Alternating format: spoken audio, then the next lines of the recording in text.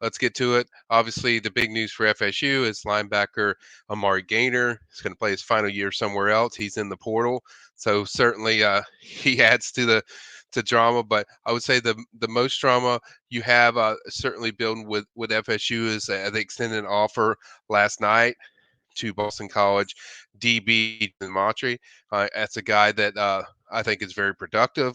You watch him, had played 7 games, 8 games, certainly fits the what kind of FSU would look for in a safety. I don't think this is going to be the only one. There's going to be several safeties I think that they covet. And as I said, they're going to take time. FSU's not going to be in a hurry to just get these, prospects in the fold. I think they're going to make sure they vet guys. Now, if there's an elite guy that they feel like, hey, we got to get, like a tight end Kyle Morlock, the way they're treating him, I think you'll see FSU bounce really faster. The process will go a little quicker, but for the most part, I think they're going to make sure they get the best guy and the guy that fits them the best. Might not be the highly ranked guy that people want, but it's going to be a guy that's highly ranked to them and coveted to them. I think the name that really jumped out to me is Fentrell Cypress from Virginia. Very extremely productive safety, can play safety or corner. I think FSU's always shown they like that, and he's a guy that was a second team at All ACC. I get the feeling that Woodson's going to likely see him this week, so we'll see if that kind of gets finalized as far as exact dates. That's a guy I think is certainly one to watch. Another one to watch for me is Jeremiah Byers from UTEP.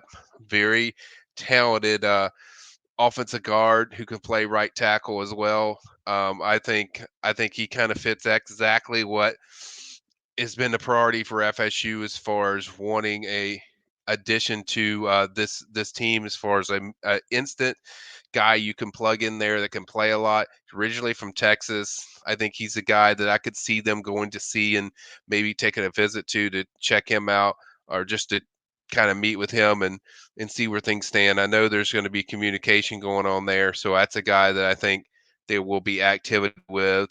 And then another one is tight end AJ Barner from Indiana. I think that's a guy that certainly fits the credentials. I don't think he's going to be higher up on the board than say a Kyle Morlock, who we've covered. That's is going to take a visit to FSU this weekend. I don't think he is valued higher. I do think he's valued, but there's levels to as far as what they feel about him. So I think those are some of the guys. We'll have a lot more as far as portal stuff coming up. I'm going to do a mill later this week. I might even do two. It depends on how much stuff we get.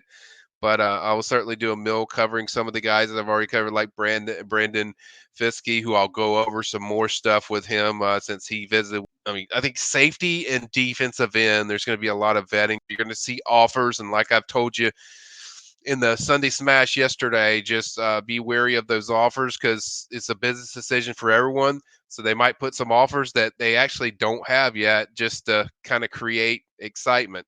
So unless you hear it from me or or somebody like really credible, I think got to pump the brakes on that stuff and just kind of wait for the process to go out. Because as I said, the word for FSU with this NCAA portal is being selective and patience. Just keep all that stuff in mind.